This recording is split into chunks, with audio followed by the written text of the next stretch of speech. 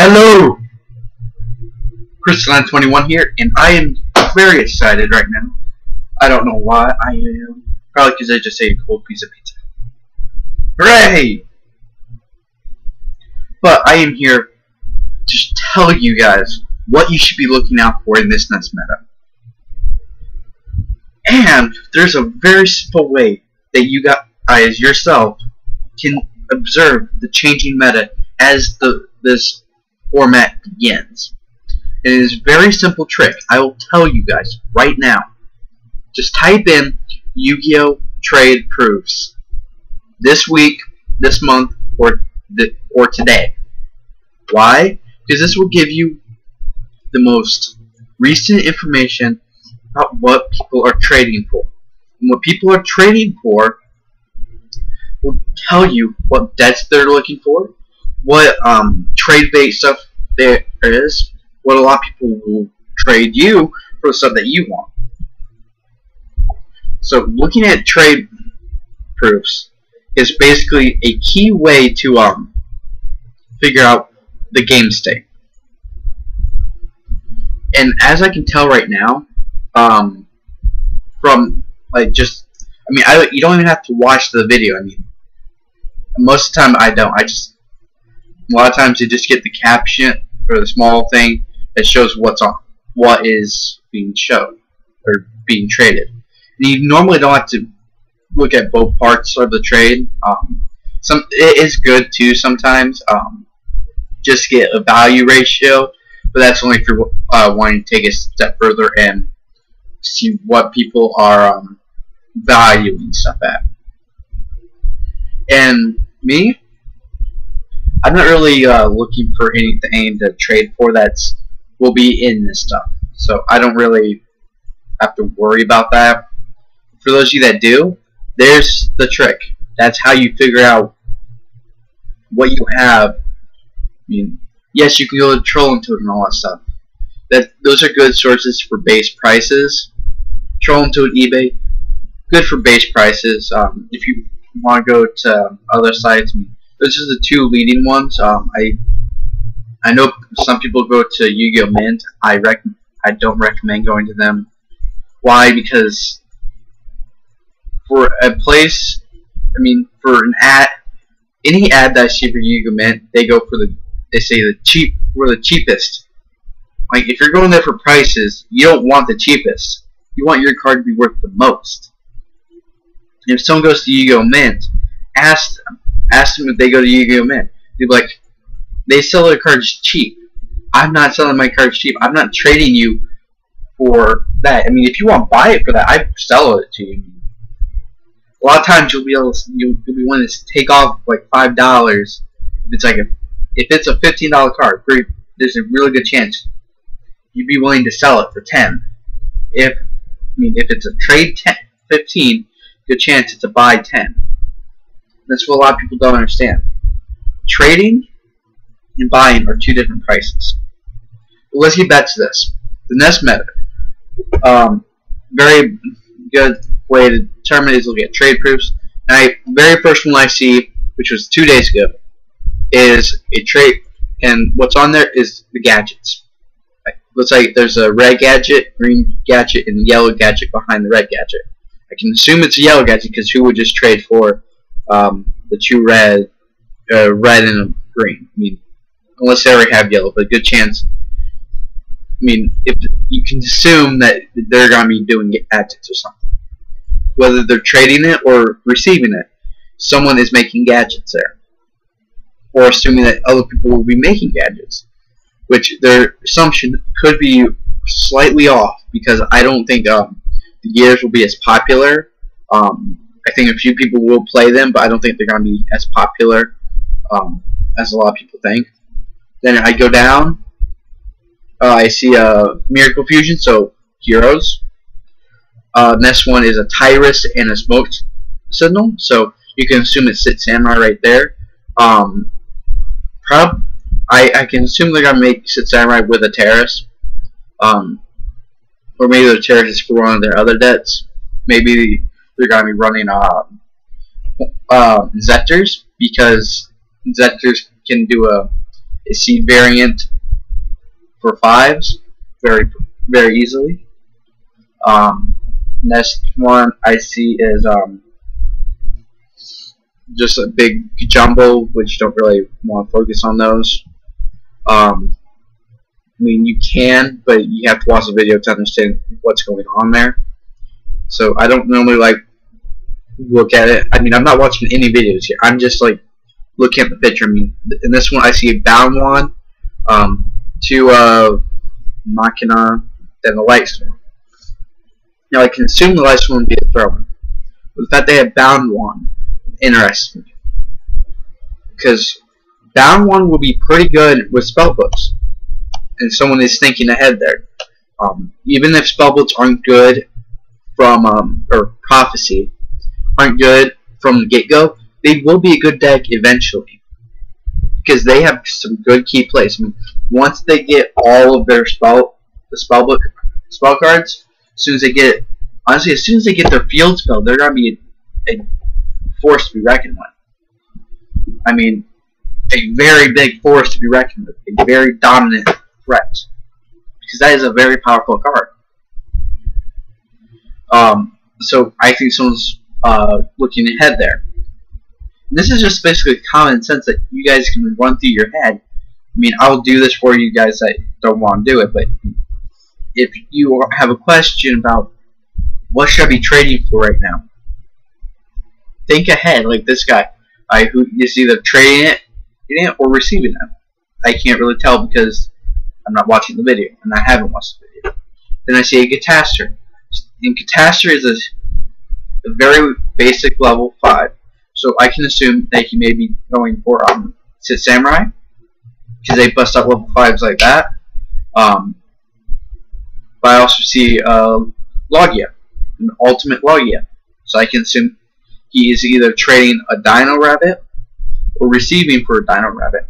And a Dino Rabbit can still run a Catastor, because Effect Veiler plus a level 4 Catastor. Unless I see a Malefic, Cyber, and Dragon. Malefics can be very good this next format.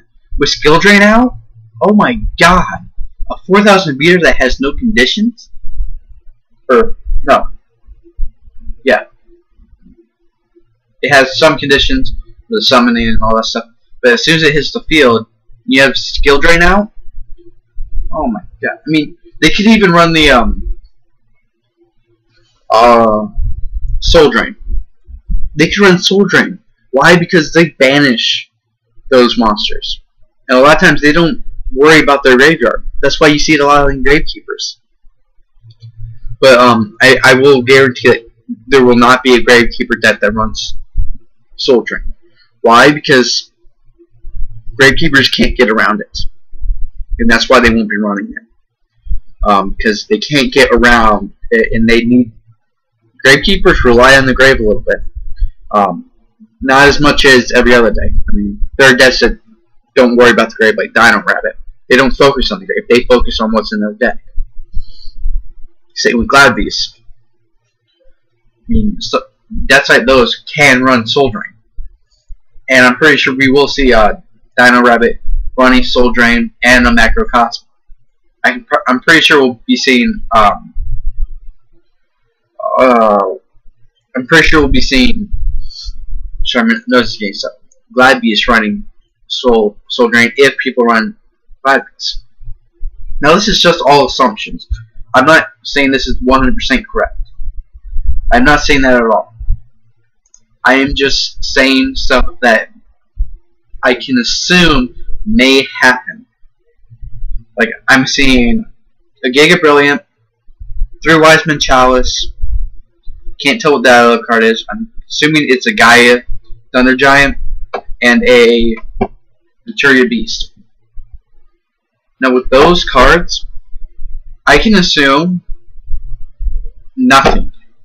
There isn't much I can assume right there unless there's a variant deck that because I can see Giga Brilliant Duran and Samurai, but I don't see Gaia Thunder Giant be running there because they don't go for sits as well. But I can see it because I think Grandmaster is sits. Let me check. Dual Link Network. What time? I'm at 10 minutes, so I'm alright.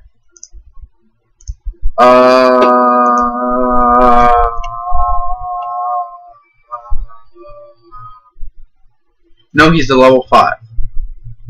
So, wait, what is the other one?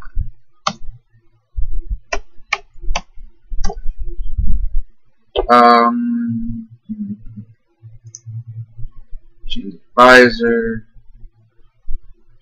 That's a sub. So, if they're running guy under, it's probably gonna be because of heritage or because of the Tef New Dad, which don't play Tef New Dad. It is overhyped. It sucks. It's people that living in the past that are playing Tef New Dad. The deck won't work like it should.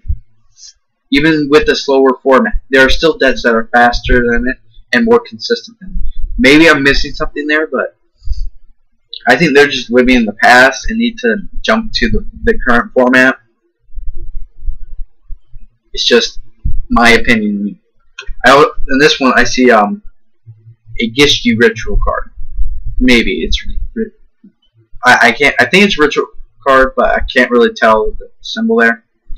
But it's like Gishkis are going to be good, even if they got their one ritual that didn't same loop taken away.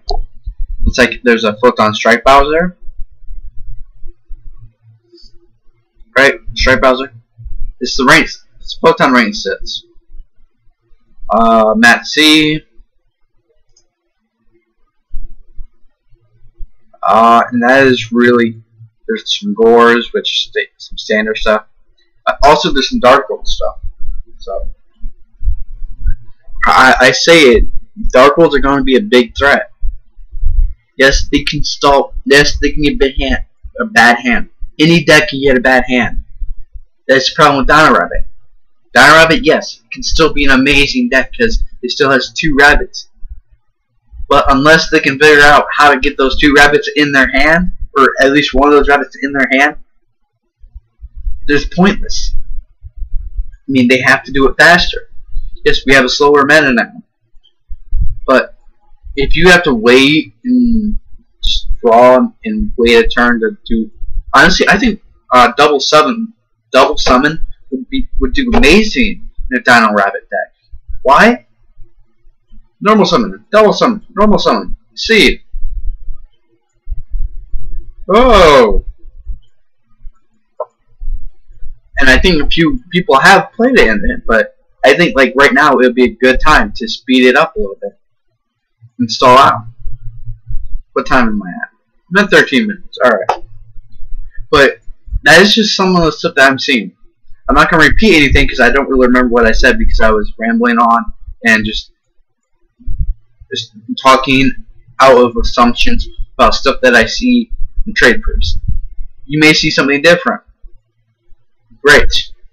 You see something you think differently than me, so therefore you may be able to play a little bit different and think maybe you know something a little bit different than me.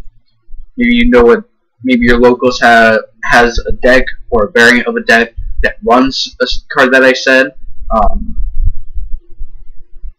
But I just basically went to trade proofs, and that is basically how you can tell what people will be playing. What the people are most trading for, which is very inconcise right now. You can't really tell what people are trading for, because people could be trading for gravekeepers at locals and stuff like that. But because like this is on YouTube, you use this to get most stuff, but you use it like extra death stuff and stuff like that. That's something you can't find at your locals. Where at locals you can probably trade for the main stuff that you need for the main deck.